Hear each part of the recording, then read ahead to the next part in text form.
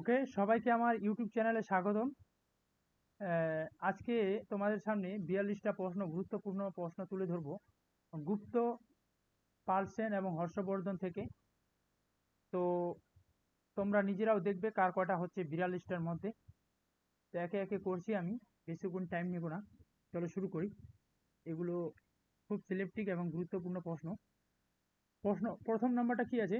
বিধবাদের বিধবাদের জন্য সম্পত্তির অধিকার এই বিষয়ে উদারতার ব্যাখ্যা কোথায় পাওয়া যায়? সেটা হচ্ছে প্রথমে দেওয়া আছে যাজ্ঞবল্ক্য স্মৃতি, পরাশর স্মৃতি, নারদ স্মৃতি এবং বৃহস্পতি স্মৃতি। তো প্রথম অপশনটা, এটা সঠিক উত্তর হবে যাজ্ঞবল্ক্য স্মৃতি। কোন পাল রাজার রাজত্বকালে বৌদ্ধ পণ্ডিত জ্ঞানেশ্বরী এসেছিলেন? সেটা হচ্ছে প্রথম মহিপালের সময়কালে বৌদ্ধ পণ্ডিত জ্ঞানেশ্বরী এসেছিলেন। গুপ্তকালে বিনয় স্থিতিস্থাপক নামক অধিকারীর মূল কার্য কি ছিল? ন্যায় সম্বন্ধীয়, গ্রাম প্রশাসন, ধর্মীয় সম্বন্ধীয় এবং সন্ধি সম্বন্ধীয়। তো এটার সঠিক উত্তর কি হবে? এটার সঠিক উত্তর হবে ধর্ম সম্বন্ধীয়। প্রয়াগ প্রশস্তি অনুসারে সমুদ্রগুপ্ত কতগুলি গণরাজ্যকে পরাজিত করেছিল? প্রয়াগ প্রশস্তি অনুসারে সমুদ্রগুপ্ত, তোমরা জানো, 9টি গণরাজ্যকে পরাজিত করেছিল। গুপ্তকালীন প্রশাসনিক বিভাজনের সঠিক ক্রমটি নির্বাচন করুন। সঠিক ক্রম কোনটি? প্রথমে দেওয়া আছে ভুক্তি বিষয় বিধি গ্রাম, দ্বিতীয়টিতে আছে ভুক্তি বিধি বিষয় গ্রাম, তৃতীয়টা আছে বিধি ভুক্তি বিষয় গ্রাম, তারপরটা আছে বিষয় ভুক্তি বিধি গ্রাম। এটার সঠিক উত্তর হবে ভুক্তি। ভুক্তি বা দেশ সবার আগে, তারপরে বিষয়কে জেলার সাথে তুলনা করা হয়, তারপর হচ্ছে বিধি, তারপর হচ্ছে গ্রাম। তাহলে এটা সঠিক উত্তর হবে 1 নম্বরটা। পাল রাজাদের তৃতীয় প্রতিষ্ঠাতা কাকে বলা হয়? পাল সাম্রাজ্যের তৃতীয় প্রতিষ্ঠাতা প্রথম মহিপাল, দ্বিতীয় মহিপাল, রামপাল, দেবপাল কাকে বলা হয়? তোমরা জানো পাল সাম্রাজ্যের দ্বিতীয় প্রতিষ্ঠাতা বলা হয় হচ্ছে মহিপালকে। আর এটার সঠিক উত্তর হবে তৃতীয়, যেহেতু বলেছে রামপাল হবে, আর প্রথম প্রতিষ্ঠাতা গোপাল। হর্ষবর্ধন পঞ্চভারত জয় করেছিলেন, এদের মধ্যে কোনটি পঞ্চভারতের অন্তর্ভুক্ত ছিল না? বাংলা, বিহার, উৎকল এগুলো ছিল, সেটা হচ্ছে আসাম। আসাম ছিল না।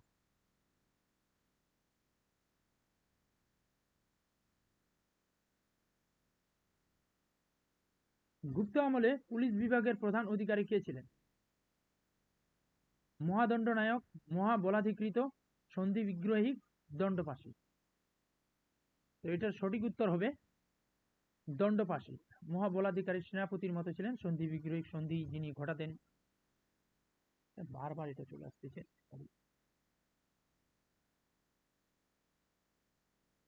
তারপরে বৈগ্রাম তাম্রলেখ অনুযায়ী গুপ্তকালে 1 দিনার কত রূপার মুদ্রার সমান হবে?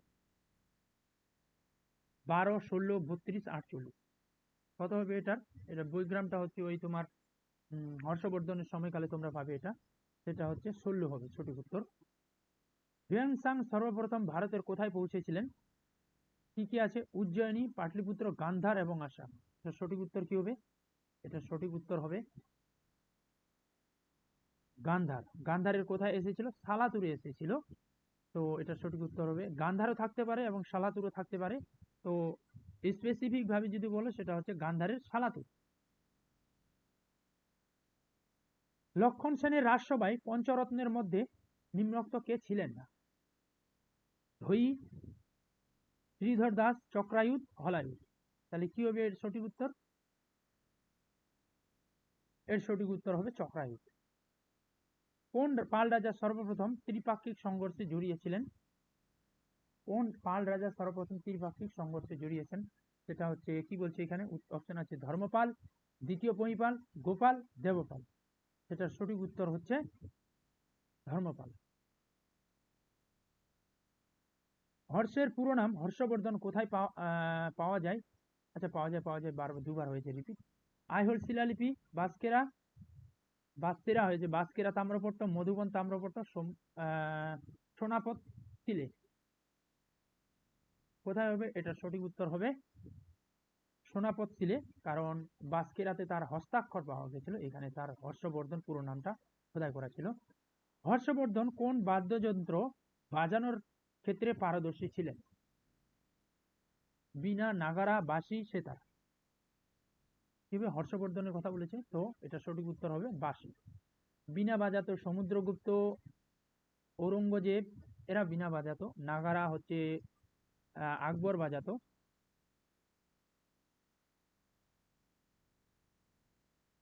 আর সেতার তো তোমরা জানো, সেতার আর তবলা হচ্ছে আমির খসরু।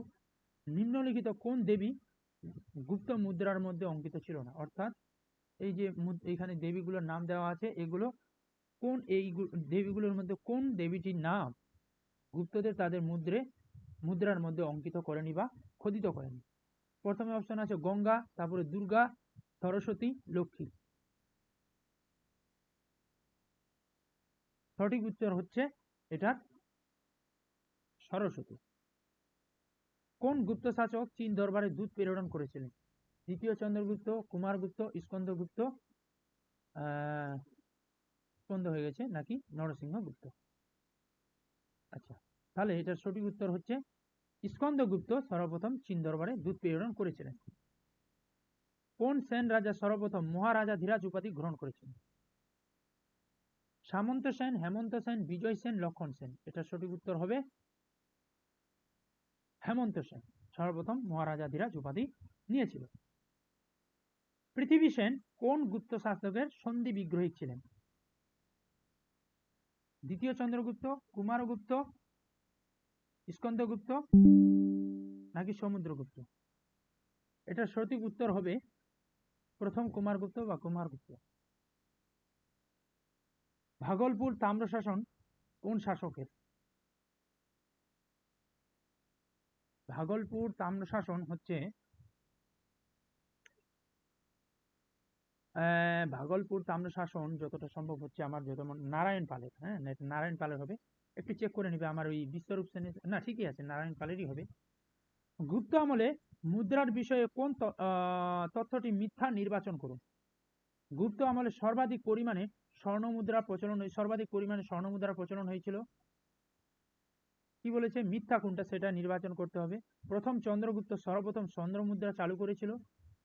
দ্বিতীয় চন্দ্রগুপ্ত সর্বপ্রথম রৌপ্য মুদ্রা চালু করেছিল। কুষাণদের তুলনায় গুপ্তরা সর্বাধিক হারে তাম্রমুদ্রা জারি করেছিল। তাহলে এটা এর মধ্যে চারটা সেন্টেন্সের মধ্যে কোনটা ভুল?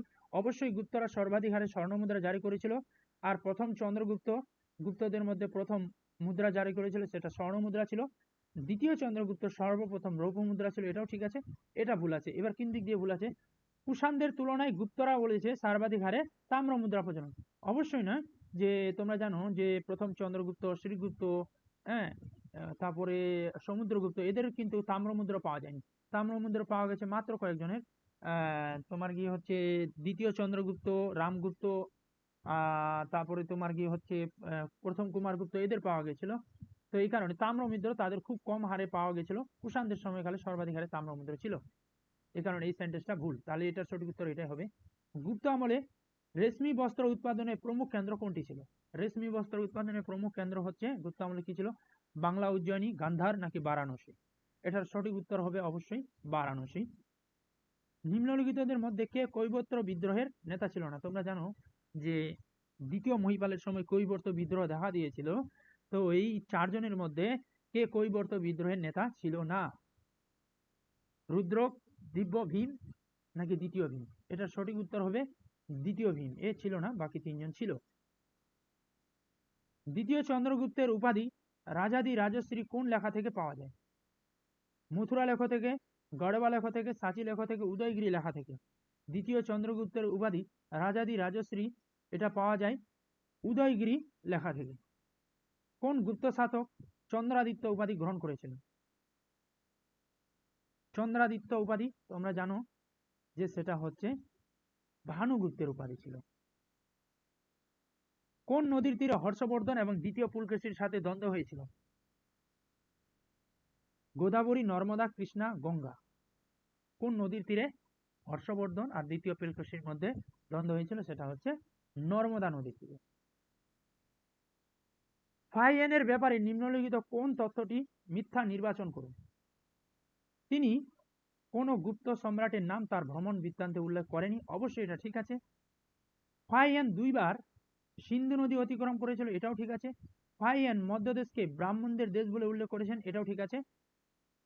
তার ভারত সফরের মূল উদ্দেশ্য ছিল ভারতের প্রাচীন ঐতিহ্য অধ্যয়ন করা, এটা নয়। ভারতের প্রাচীন ঐতিহ্য অধ্যয়নের জন্য আসেনি, তিনি এসেছিল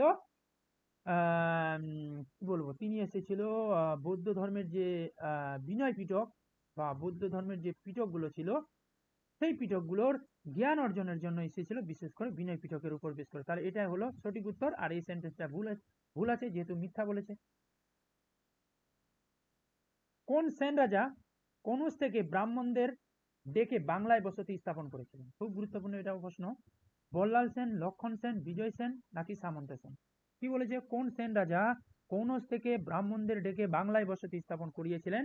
সেটা হচ্ছে বল্লাল সেন। 5 জন ব্রাহ্মণকে নিয়ে এসেছিলেন, সেই কারণে তো তিনি ওই ওটাকে কি বলে কলিঙ্গ প্রথা চালু করেছিল, জাতিভেদ প্রথাটা। নিম্নলিখিত কোন এলাকাটি সমুদ্রগুপ্তের সাম্রাজ্যের অন্তর্ভুক্ত ছিল না? বাংলা, বিহার, তারপর হচ্ছে মধ্যপ্রদেশ, কাশ্মীর। সেটার সঠিক উত্তর হবে কাশ্মীর, তার সাম্রাজ্যের মধ্যে ছিল না। কোন গুপ্তকালীন গ্রন্থে 12 প্রকার ভূমির জানকারি পাওয়া যায়? নারদ স্মৃতি, অমরকোষ, মৃচ্ছকাটিকাম, ঋতু সংহার। কি হবে এর সঠিক উত্তর? কোন গুপ্তকালীন গ্রন্থে 12 প্রকার ভূমির জানকারি পাওয়া যায়? সেটা হচ্ছে অমরকোষে থেকে আমরা 12 রকমের ভূমির জানকারি পাই। কালিদাসের নবরত্নের মধ্যে শঙ্কু কোন কাজের পারদর্শী ছিলেন? জাদুবিদ্যা, স্থপতি, জ্যোতিষশাস্ত্র, আয়ুর্বেদ। কালিদাসের নবরত্নের মধ্যে শঙ্কু কোন কাজের পারদর্শী ছিলেন? সেটা হবে সঠিক উত্তর, শঙ্কু স্থপতির সাথে জড়িত ছিল। গুপ্ত সম্পদ 319 এই ক্ষেত্রে কার মতবাদকে প্রাধান্য দেওয়া হয়েছিল বা হয়েছে? ইৎসিং, ফাইহেন, হিউয়েনসাং, অলবিরনি। এই 4 জনের মধ্যে কার গুরুত্বকে প্রাধান্য দেওয়া হয়েছিল? সেটা হচ্ছে অলবিরনি। অলবিরনি প্রথম বলা হয়েছিল যে 319 খ্রিস্টাব্দে গুপ্তাব্দের কথা উল্লেখ করেছিলেন তার ভ্রমণ বৃত্তান্তে। সমুদ্রগুপ্তকে ভারতের নেপোলিয়ান বলে কে উল্লেখ করেছেন? এটা সহজ প্রশ্ন একটা। Rameshchandra Majumdar, Vincent Smith Max Müller নাকি ডিসি সরকার? সেটা হচ্ছে ভিনসেন্ট স্মিথ সমুদ্রগুপ্তকে ভারতের নেপোলিয়ানের সাথে তুলনা করেছিলেন। নিম্নলিখিত কোন শাসকের সাথে সমুদ্রগুপ্ত গ্রহণ মোক্ষানুগ্রহণ নীতি নেয়নি হবে? এটা নেয়নি হবে, তো ভাষাটা আমি নিয়েছিলেন করে দিয়েছি। যাই হোক, এটা আমার প্রশ্নটার ভাষাটা দেওয়ার ইচ্ছে ছিল, নিম্নলিখিত কোন শাসকের সাথে সমুদ্রগুপ্ত গ্রহণ মোক্ষ নীতি নেয়নি বা গ্রহণ মোক্ষর সাথে যুক্ত ছিল না? তো উত্তর ভারতে তোমরা জানো যে যতগুলো রাজ্য ছিল তাদের সবার সাথে গ্রহণ মোক্ষ নীতি নিয়েছিল, কিন্তু দক্ষিণ ভারতের রাজাদের সাথে তিনি প্রশোভন নীতিটা নিয়েছিল। তো এগুলো সবই উত্তর ভারতের। হুম, একটা মাত্র ছিল আলাদা, তোমরা দেখতে পাচ্ছ, চন্দ্রবর্মা। তো এই প্রশ্নটা মানে টেকনিক্যালি একটু ভুল আছে, তার জন্য আমি এটা আপাতত বাদ দিলাম। মহেন্দ্র, হস্তিবর্মন এবং উগ্রসেন, এরা তিনটাই হচ্ছে দক্ষিণ ভারতের ছিল, এটা ছিল উত্তর ভারতের। তো এটার জন্য গ্রহণ মোক্ষ নীতি না নিয়ে প্রসব ধরন নীতিটা নিয়েছিল, ওই কারণে আমার এটা মানে প্রশ্নটার ভাষাটা হয়নি। বানগড় তাম্রশাসন কোন পাল রাজার? বানগড় তাম্রশাসন কোন পাল রাজার? তোমরা জানো এটা প্রথম মহিপালের বানগড় তাম্রশাসন। কবিরাজ কাকে বলা হয়? হর্ষবর্ধন, সমুদ্রগুপ্ত, লক্ষণ সেন এবং দ্বিতীয় চন্দ্রগুপ্ত। এই 4 জনের মধ্যে কাকে কবিরাজ বলা হয়? সেটা হচ্ছে সমুদ্রগুপ্তকে কবিরাজ বলা হয়, এলাহাবাদ প্রশস্তিতে পাবে। তো তিনি কৃষ্ণচরিত লিখেছিল, তার কারণে তাকে কবিরাজ বলা হয়। আর হর্ষবর্ধনকে বলা হয় সাহিত্য সম্রাট, এটাও মনে রাখবে একটু। কোন পাল রাজার আমলে চালুক্যরা ষষ্ঠ বিক্রমাদিত্য বাংলা আক্রমণ করেছিলেন? সেটা হচ্ছে নয়পাল, প্রথম মহিপাল, তৃতীয় বিগ্রহপাল নাকি রামপাল? এটা সঠিক উত্তর কি হবে? এটা সঠিক উত্তর হচ্ছে তৃতীয় বিগ্রহপালের সময়কালে চালুক্যরা ষষ্ঠ বিক্রমাদিত্য বাংলা আক্রমণ করেছিলেন। স্কন্দগুপ্তের সময় হুন আক্রমণকারী কে ছিলেন? পুষ্যগুপ্ত, মিহিরকুল, তোরমান নাকি খুসনেবাজ। দেখো পোষ্যগুপ্ত হচ্ছে কুমারগুপ্তের সময়, মিহিরকুল হচ্ছে নরসিংহ বালাদিত্যের সময়, আর খুসনেবাজ হচ্ছে খুসনেবাজের সময় আক্রমণ করেছিল। আচ্ছা, স্কন্দগুপ্তের সময় যে হুন আক্রমণকারী ছিল তার নাম হচ্ছে খুসনেবাজ। কোন বংশের রাজারা নিজেদের ব্রহ্ম ক্ষত্রিয় বলে উল্লেখ করেছেন? গুপ্ত, পাল, সেন নাকি কুষাণ? এই চারটের মধ্যে কাদের হবে? সেটা হচ্ছে সেনরা নিজেদের ব্রাহ্ম ক্ষত্রিয় বলেছিল। নিম্নলিখিত কোন জোড়াটি বেমানান নির্বাচন করুন? এরান অভিলেখ বুধগুপ্ত, ভিতারি হচ্ছে স্কন্দগুপ্ত, বিলসাত অভিলেখ কুমারগুপ্ত, উদয়গিরি গুহালেখ বীরসেন। তাহলে এটার সঠিক উত্তর কি হবে?